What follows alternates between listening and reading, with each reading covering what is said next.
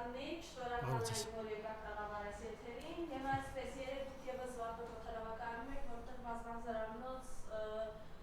մարդկանց դիմավորում են վեհապարեն, ի պատասխան այն կեղտոտ արշավի, որը նախաձեռնել է Նիկոլ Փաշինյանի տիկինը, խնդրեմ ինչ տպավորություններ ունեք, այստեղ ոլորտը ինչպիսին է, վեհապարի խոսքը, աղոթքը, վեհապարի պատասխանը ըստ էության է սրբապետներին, խնդրեմ մի փոքր երեկվա օրվանից եւ ինչպես եք բնորոշում ես արշավը, որը այսօր իրականացվում է հայ եկեղեցու եւ հայ մարդու դեմ։ Նախ մի փոքր պատմեմ այդ ճանապարհը գնալու, ինչ թվում է դա կհետաքրքրի մեզ նայողներին։ Արգավանդը, որ վերջանում արդեն պետք է մտնեն հիմնական օդանավակայանի ճանապարհ, այդտեղից մինչև հիմնական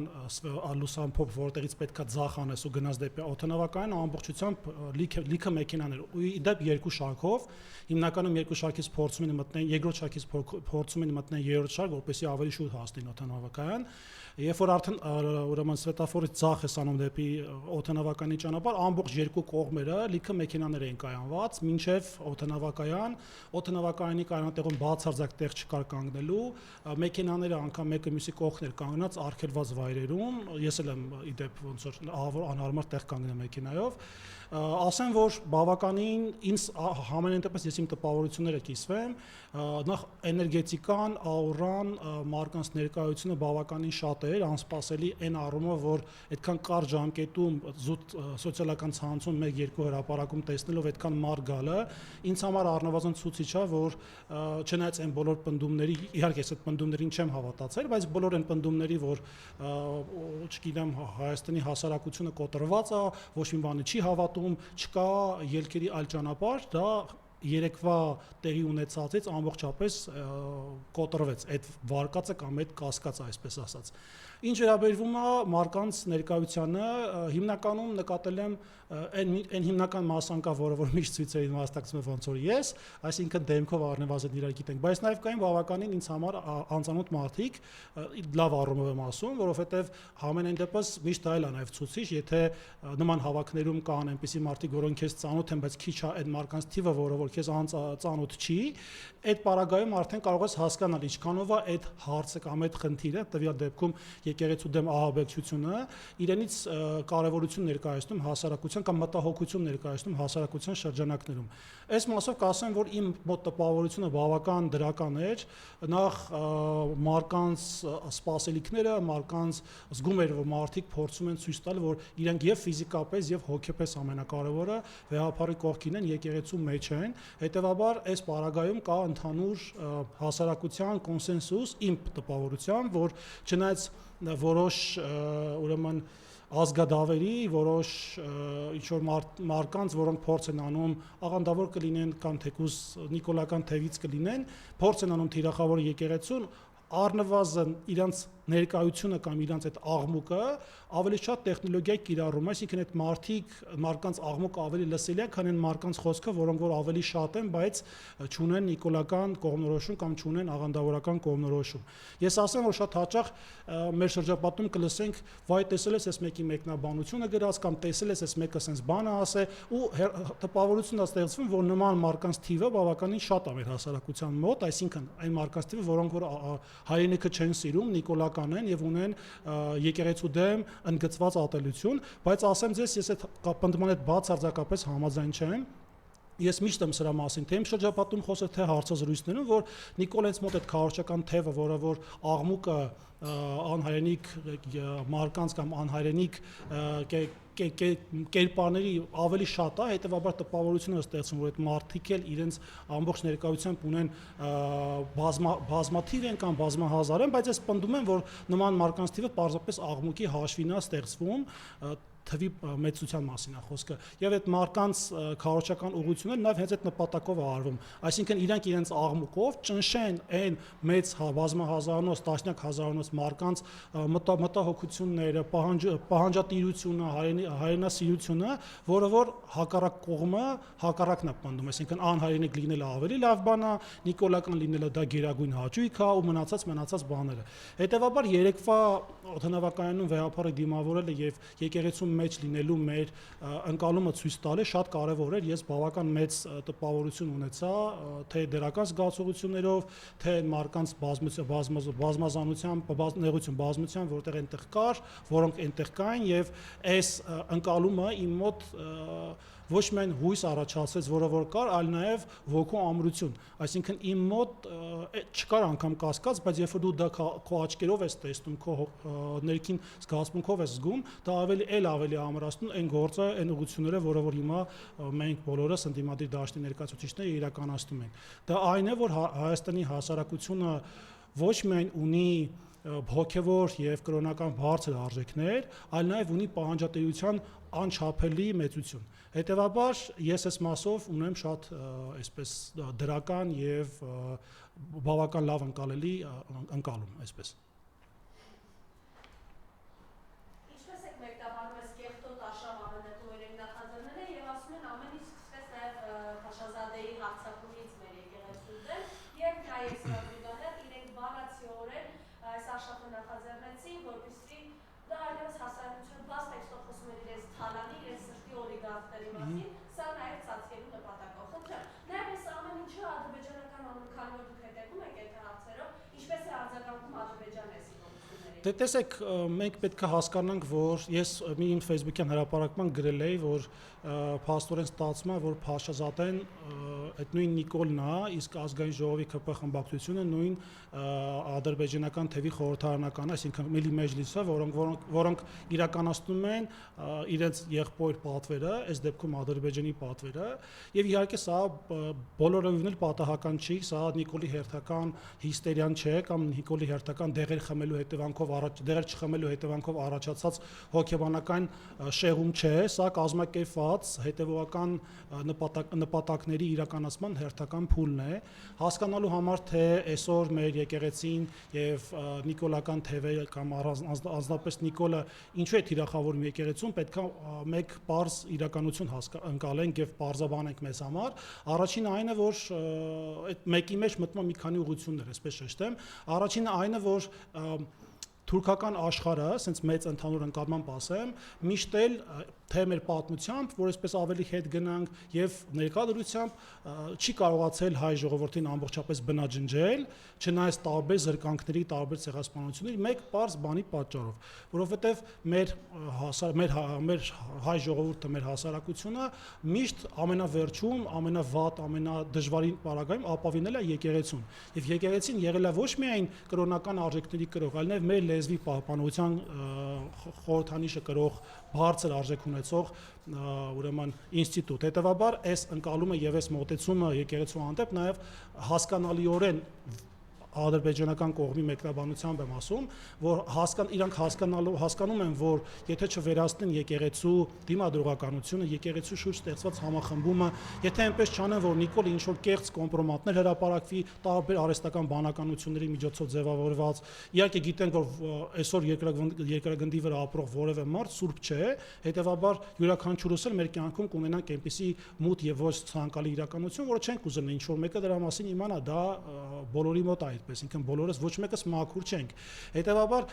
հատկապես այն հրապարակումները, որոնք տպավորություն են ստեղծում, որ օրինակ եկեղեցում ինչ որ տարբեր տեսակի կրոնական արժեքները չպահպանելու միտումներ կան, ես չեմ ուզում այդ տերմինոլոգիայի մեջ մտնել, որովհետև դա առանձնապես Նիկոլի քարոզությանը զարկ տալն է, բայց սա պետք է հասկանանք, սա արվում այն նպատակով, որպեսզի հասարակության մեջ կոտրվի հավատը, կոտրվի այն մոտեցումը, որ եկեղեցին բարձրագույն արժեք է յուրաքանչյուր հայի համար, անկախ նրանից ինքը ապրում է Հայաստանում թե Սփյուռքում, եւ սրա միջոցով այն դիմադրողականությունը, այն հայապահպանության գործունեությունը, որ շարունակ եկել է 1700 եւ ավել տարի,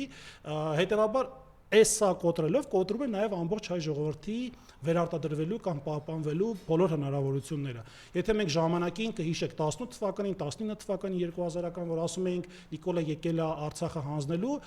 ով կար չկար կողքից մենակ վիրավորում էր կամ փորձում էր մեզ գժի տեղ դնել, արծացանան գժվել են, ոնց կա այդպես բանել, մենք չենք թողի։ Բայց տեսանք թե այսօրվա դրությամբ 2025 թվականի հունիս ամսին ինչպիսի իրավիճակում է գտնվում Հայաստանի Հանրապետությունը, Արցախն էլ ընդհանրապես չկա։ Հետևաբար, երբ որ մենք խոսում ենք եկեղեցու դեմ ահաբեկչություն իրականացնելուց, դա իրենից ներկայացնում արդեն շատ լուրջ վտանգ, այսինքն այստեղ ոչ թե գալիս է ես կուսակցական չեմ, ես քաղաքականությամբ չեմ զբաղվում, ես չգիտեմ, այսօր փորս ցաված, հաջորդ օրը գլուխ սպտտվում, այս տեսակ շատ ցածր մակարդակի պատճառաբանություններով ձեր դժգոհությունը չհայտնել, որտեղ ես ուրիշ տարբերակ չունեմ արդեն ուղիղ եմ խոսում, սա շատ կար, հենց սա անձնապես ձեզ է կպնելու։ Եթե դուք ամեն անգամ խուսափում եք ընկալելու այս բարդ իրավիճակը եւ այդ ընկալման արդյունքում գործողություն անելու, հետագայում թեկուս հետագայում ինչ որ սպասվում է գործողություն անելու, դուք առաջինը ձեզ եք վնասում։ Երբ որ օրինակ 18 ներողություն ցեղասպանության ժամանակաշրջանում, երբ որ թուրքերը գյուղ կոկոտուրում էին,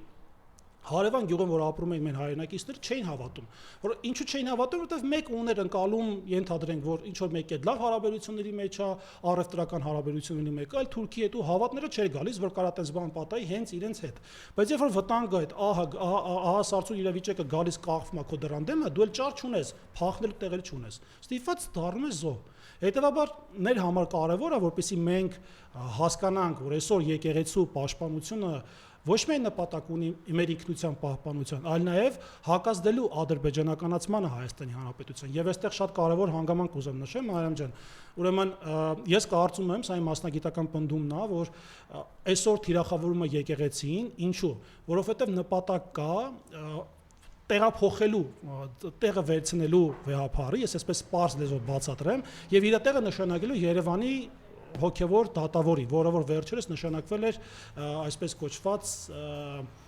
Երևանի խանության մի խոսքով չեմ ուզում այդ քարոզչական դաշտի մեջ մտնեմ, այսինքն իմ մոտ կա այդ համոզմունքը, որ իրանք փորձում են վեհապարին փոխեն մուսուլմանական հոգևոր դատավորով, բացի դրանից այստեղ ադրբեջանցիների ներկայությունը արևմտյան ադրբեջանցիների չակերտավոր հակահայկական ուրեմն կառույցի գործունեությունը նպատակ ունի նաև այստեղ ապահովելու այդ մարկանց չակերտավոր կրոնական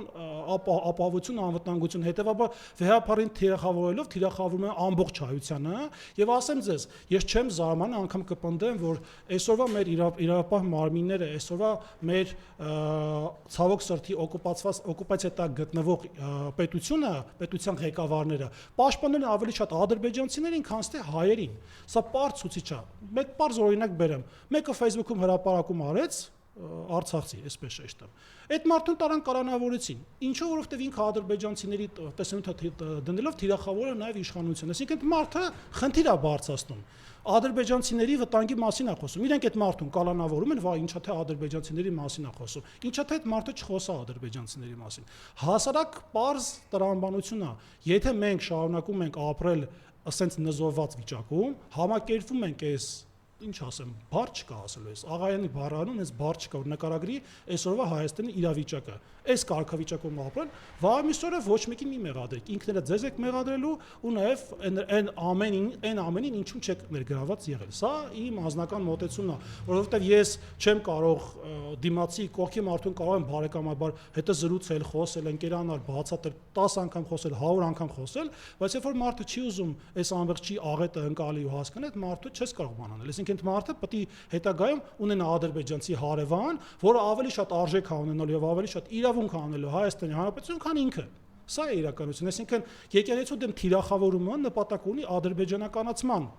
հոգևոր արժեքները Հայաստանում եւ պատահաբար չէ որ Ադրբեջանը շատ հաճախ խոսում է Հայաստանում ապրող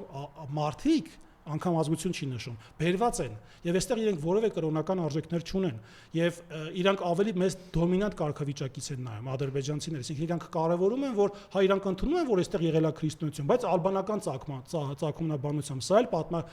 պատմագրության կեղծիքների շարքերից մեկն է, բայց այնուամենայնիվ եթե մենք չենք ուզում հասկանալ, որ այսօր եկեղեցին այն ամենավերջի գիծն է, այն վերջին իրավիճակն է, վերջին արժեքն է, վերջին պետության հենասյուն, եթե դա էլ փուլ եկավ, ոչ մեկս հայ կոչվելու իրավունք չենք ունենալու, սա ես էլ անգամ, ես չեմ տարանջատում ինձ հասարակություն, եթե ես չեմ մասնակցում այդ process-ներին, չեմ աջակցում, չեմ մասնակցելու հետագայում որևէ գործողությունների, ես էլ եմ անձամբ պատասխանատու եւ այդ ամբողջ քայքայման process-ների մեջ լինելու։ Այսինքն ես ինքս պետք է ունենամ པարզ ընկալում։ Արեք Հարությունյանը հաստատեց, որ երկրվել ու նորաձև է եւ իմ քայլի բոլոր նախաձեռնությունները Անդոն Հակոբյանի իրականացնում են պետական բյուջեի հաշվին։ Այս մասով ինչ կարող եք ասել, երբ երեք հայտնի դարձավ, որ Անդոն Հակոբյանը Չինաստան է մեկնում 2 տարով Եթե ես անդառնամ պետք է կիրառեմ ոչ նորմատիվ բառապաշար,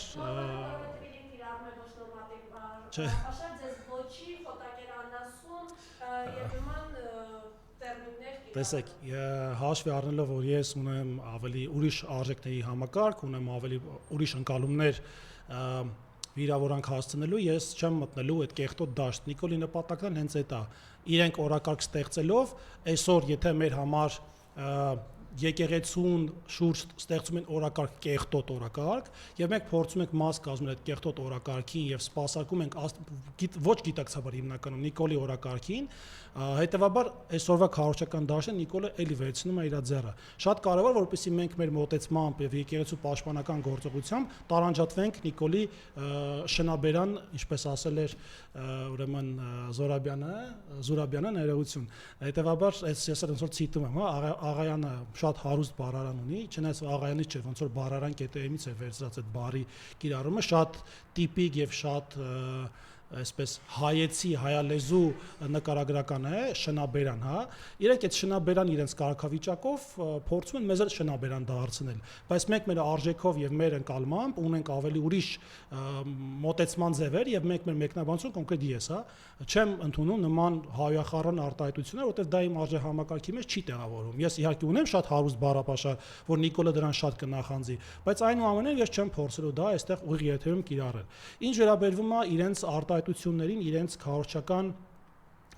ուրեմն եկեղեցու դեմ իրականացված ահաբեկչական քարոզչությանը, ուրեմն տեսեք, Նիկոլը փորձում է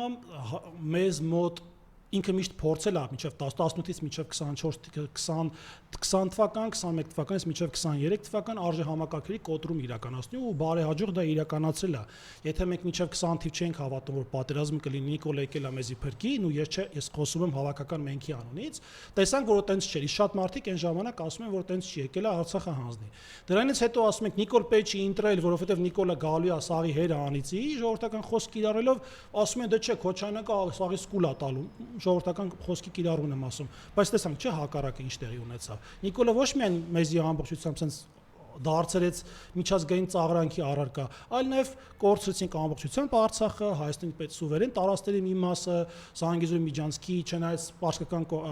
իրանական կողմի դիտարկումների շատ հաճախ, ուրեմն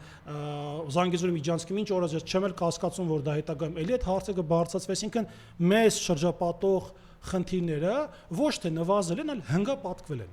Եվ սա է պատճառը, երբ որ մենք փորձում ենք հավատալ Նիկոլի խոսույթին, հավատալ Նիկոլի կեղծ եւ կեղտոտ թուրքական քարոզչությանը եւ հասկանալ, որպեսզի վայ, մի կետ տեսար Նիկոլը մի հատ ճիշտ բան ասա, չկա տենց բան։ Այդ մարդը ձեզ պարզապես ստում է, մանիպուլացնում է, ձեզ դնում է հիմարի տեղ, ամեն անգամ փորձում է ձեր զգացմունքների հետ խաղալով քաղաքական իր օրակարգը սպասարկել։ Սա է, այսինքն ինչ ասեմ, ասելու բան չկա։ Եվ սահմանային գրակոչների մասով ինչ կարող եք ասել, գլխավոր շտաբի պետը ասում է դրանք թիրախային չեն եւ հավատում է գերագույն հրամանատարին, որ պետհասպետարանը դրա համար յուքեր ունի։ Այ մեր գիտեք, ես շատ եմ ցավում են սպաների մասով, որոնք որ մի կերպ ծառայության մեջ մտած, մի կերպ այսպես ամեն օրվա անեծքով իրենց անիծելով ծառայում են Հայաստանի Հանրապետությանը, մեր անվտանգությունն են ապահովում։ Ես իրոք այդ մարկանց համար շատ եմ ցավում, սա անկեղծ սրտով եմ ասում, բայց ինչ վերաբերում է ձեր ասած մարդու մասին, անգամ չեմ ուզում պաշտոնը նշել, ինքը այլևս սպառել է իր զինվորական լինելու բոլոր հնարավորությունները, բոլոր եւ բարոյական, եւ քաղաքական, եւ իրավական անգամ դարել է Նիկոլի ձեռի գործիք։ Ես չունեմ, ես իմ ծառայության ժամանակ ու դրանից հետո դրանից առաջ տեսել եմ տարբեր պաշտպանության նախարարների, տարբեր ուղղություններով աշխատող շտաբի պետերի, հա, այսինքն այդ մարդիկ կամերայի դեմ Երևանից այնքան կարճ էին խոսում, որ ասենք Չի հասկանում այդ մարդու նպատակը ո՞րն է։ Այս զինվորական չի, սա դարել է պարզ ԿՊԱ-ական։ Իմ համար այդ է անկալումը։ Ոնց կարելի է խոսել այն ժամանակ, երբ որ 22 թվականի սեպտեմբերին Ադրբեջան ներխուժեց Ջերմուկ եւ Սյունիքի տարբեր հատվածներ, կանգնեց ասում է բան, ջրից կկտրենք, սոված կմնան, ասենք, չգիտեմ, հիվանդ ես դու, ասենք, ոնց կարելի է այդպես բան ասել։ Այնտեղ մարդիկ մեռան, լիքը տարածք կորցրեցին, ոնց կարելի է նման արտահայտություն անել։ Հիմա էլ կանգնում ասում է բանը, Գերագույն գլխավոր հրամանատար։ Քո գերագույն գլխավոր հրամանատարը ավելի շատ ադրբեջանցի ինչ-որ մեկն է կամ թեկուզ Ալիևը, քան Նիկոլը։ Նիկոլոսկի ինքը իր գերագույն գլխավոր հրամանատարը չի։ Ուր մնաց քո գերագույն գլխավոր հրամանատարը լինի։ Այսինքն ես այս մասով բան չունեմ, ուղղակի իրոք ես գիտեմ, որ մեր զինված ուժերում ծառայում են շատ խելացի, չնայած շատերը դուրս են եկել, բայց դեռևս շատ մարդիկ կան, որոնք մեր անվտանգությունն են ապահովում լավ թե վատ, ելնելով իրենց հնարավորությունների չափից, որտեղ իրենց իրավունքներն են սահմանափակված։ Հետևաբար ես դրամ անգամ չէի ուզենա դրա մասին խոսալ, չեմ էլ ուզում անունը տալ։ Այսքանը։